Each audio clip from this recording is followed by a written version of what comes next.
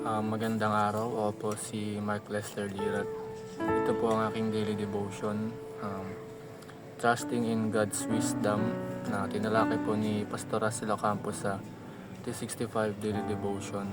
Ang Bible verse po natin ngayon ay galing sa Proverbs chapter 3 verse 5 to 6. Ang sabi po dito, "Trusting in the Lord with all thine heart, and lean not unto thine own understanding. In all thy ways acknowledge Him, and He shall direct thy paths." Ang unang katuruan po ngayong araw ay God knows the best destination.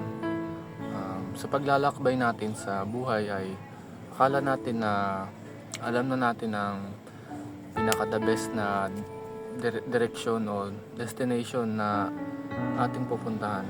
Pero diyan po tayo nagkakamali dahil Diyos lang ang may alam at Diyos lang ang gagawa ng best destination para sa atin at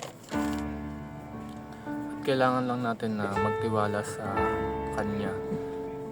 At ang second teaching is God knows the best route. Ang Diyos ang nakakaalam ng pinaka-the best o pinakamagandang ruta na dadaanan natin. Dahil dalhin man tayo ng buhay sa mahirap na sitwasyon na walang-wala tayo, na huwag nating isipin na pinapabayaan tayo ng Diyos dahil minsan kasama ito pala sa ruta na dinadaanan natin upang tayo ay mabalapit sa ating tagumpay sa buhay. At magtiwala pa rin tayo sa Kanya kahit tayo ay nahihirapan minsan sa buhay na pinagdadaanan natin. Ang huling katuruan po is God knows the best vehicle. Alam ng Diyos ang sasakyan natin na pinaka-the best na sasakyan natin papunta sa ating tagumpay. At ito ang kasama to sa plano ng Diyos. Kung saan man tayo dali ng Diyos ay pagkatiwalaan natin siya dahil kailanman ay hindi niya tayo papahamak.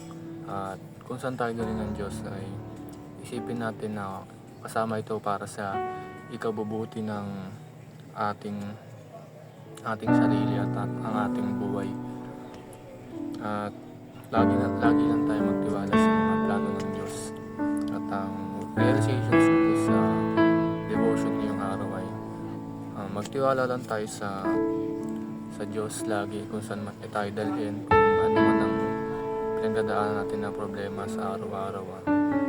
Tandaan natin na kasama natin ang Diyos at hinahanda niya lang tayo sa buhay na para